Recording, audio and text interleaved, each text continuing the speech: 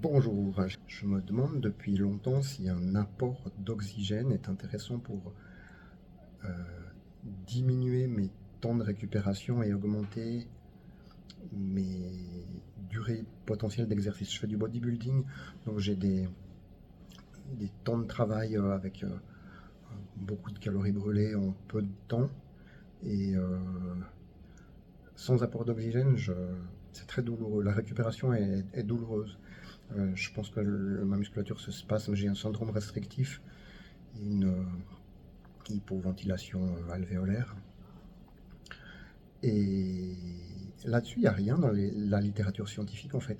Que dit la littérature scientifique à l'heure actuelle?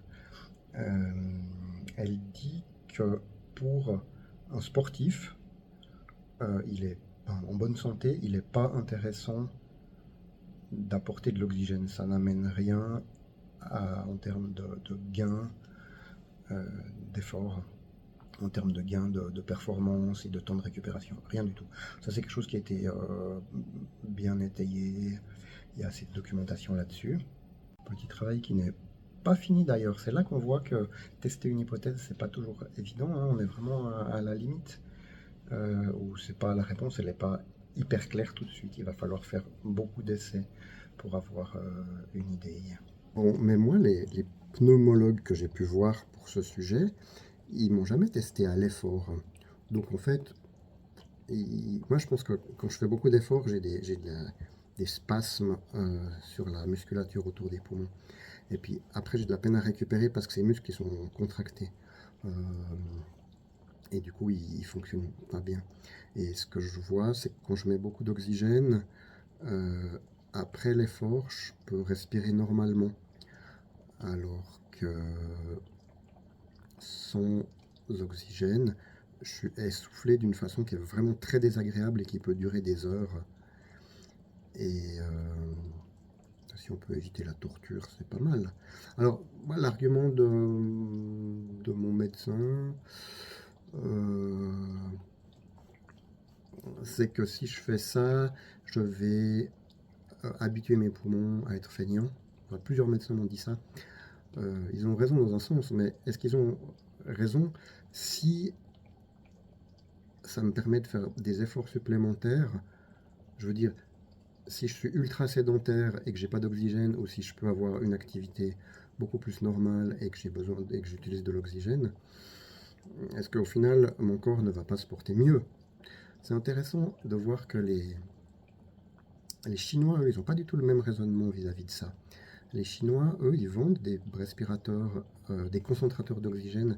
Ce qui se passe en fait avec les concentrateurs d'oxygène, donc Tami fait des éolytes qui avant coûtaient très très cher, et puis c'est un brevet qui est tombé dans le public, donc ça coûte plus du tout cher. Et ce tamis permet de récupérer l'oxygène d'un côté et de jeter l'azote de l'autre. Et donc maintenant on trouve des concentrateurs d'oxygène à 300 euros en Chine. Les Chinois, justement, les Chinois ils te disent femmes enceintes, sportifs, étudiants, un peu n'importe qui, un peu d'oxygène, ça va améliorer vos conditions de vie. Est-ce que c'est vrai ou est-ce que c'est juste un argument marketing? Euh, c'est ça que je cherche à savoir. Et moi, c'est encore un autre cas. Bon, on va passer donc au tableau. Alors, commentons ce tableau. On voit que par une exception, la quantité de kilocalories que je suis capable de brûler est directement proportionnelle à la quantité d'oxygène que je reçois. Ma question, c'est est-ce que c'est aussi le cas pour quelqu'un en bonne santé? Et quelles sont les conséquences à long terme si si je prends des grandes quantités d'oxygène, mais seulement 20 minutes par jour, par exemple? On sait que trop d'oxygène pendant longtemps est gênant, mais beaucoup d'oxygène pendant 20 minutes par jour, peut-être que c'est tout bénéfice.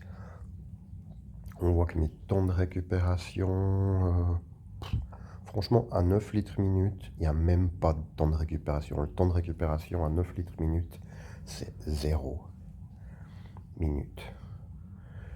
C'est rien du tout. Je sors frais comme une fleur.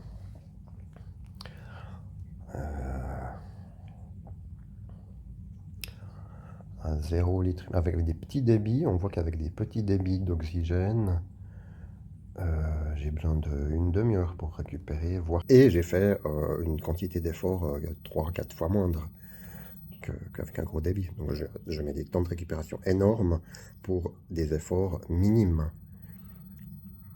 Alors qu'avec un gros débit, je peux faire beaucoup plus d'efforts et 0 temps de récupération. Il aurait fallu, pour bien faire, il aurait fallu surveiller la saturation, évidemment. Mais je pense qu'elle était tout le temps assez haute. Enfin, quand je l'ai mesurée, elle était tout le temps assez haute. Il aurait fallu le faire en continu et faire un joli tableau Excel.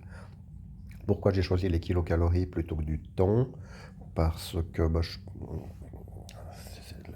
les kilocalories, c'est ce qui est brûlé et l'oxygène, c'est ce qui permet de le brûler. Donc, moi, je préfère. Ça me semble plus logique de regarder les kilocalories que le temps d'exercice, en fait. Comme ça, je peux aller à la vitesse que je veux, je peux faire des petites pauses. L'important, c'est en une session combien j'arrive à brûler. Ce qui est vraiment intéressant aussi, c'est les remarques. On voit ce qui se passe après, on voit l'état dans lequel on est.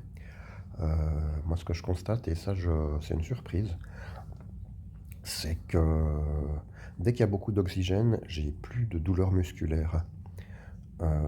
Avant, pour moi, c'était vraiment c'est un gros problème. Quand je fais de l'exercice, j'ai des douleurs musculaires, mais atroces. Moi, je dois m'injecter de la procaïne en intramusculaire pour calmer mes contractures, probablement dû à la spasticité. Il me semble que j'ai réuni un argumentaire largement suffisant maintenant pour pouvoir poser sérieusement la question au monde médical et qu'il soit, je ne peux pas dire dans l'obligation d'y répondre, hein, vous faites ce que vous voulez les gars, mais ça sera, moi je vais continuer avec l'oxygène, que ça soit avec le monde médical ou sans, et ça serait mieux que ça soit avec, pour toutes sortes de raisons. Jusqu'à maintenant, on me l'a toujours refusé en fait. Moi j'ai été voir des pneumologues, ma généraliste, tout le monde me le déconseille. On m'a dit non, non, ça se fait pas.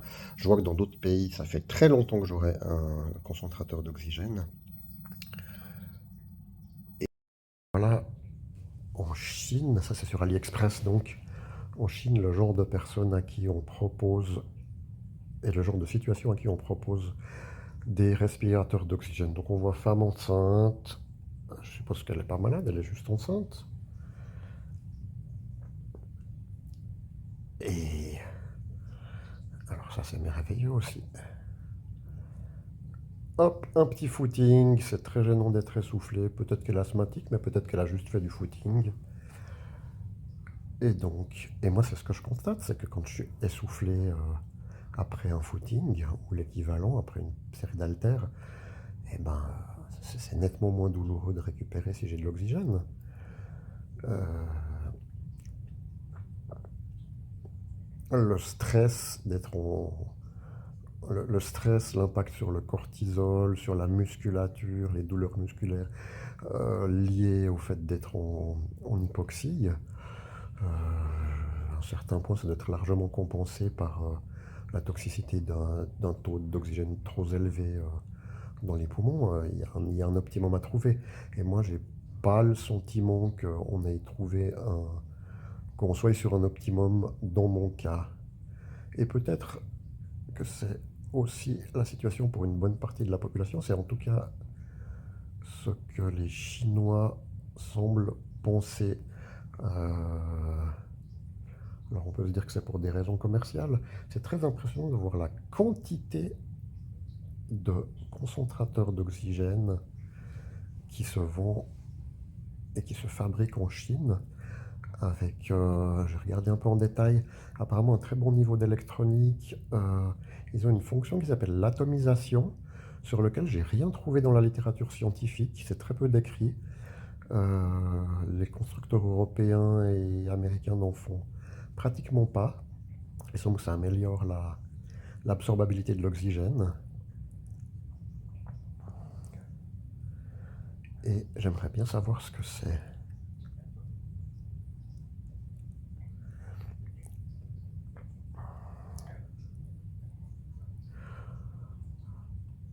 Ouais, on voit les prix des concentrateurs, toutes sortes de capacités, hein, des 5 litres, des 2 litres portables, des 10 litres.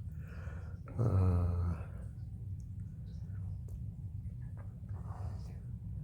ce qui se passe, c'est qu'il y a des brevets qui sont tombés, je crois, ou bien il y a eu un saut technologique qui fait que maintenant ça peut être proposé à vraiment bon marché.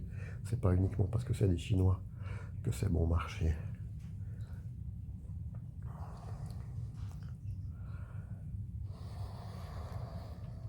Voilà, moi ça fait 10 ans que je dis à différents médecins que ça serait sans doute bien que je sois oxygéné à certains moments, et qu'on me dit non, non, c'est pas pour vous. Moi, il me semble que j'ai maintenant. Alors bon, j'avais le Covid, d'accord, mais il me semble que j'ai quand même réuni suffisamment d'indices qui montrent que c'est quelque chose à réévaluer, et je vais de toute façon faire de l'oxygénation avec ou sans le support de pneumologue suisse. Donc autant que ça soit fait avec vous, mais ça se fera de toute façon. Je vous remercie de votre écoute si vous êtes allé jusqu'au bout de cette vidéo, et je vous souhaite une très bonne journée et je vous dis à bientôt.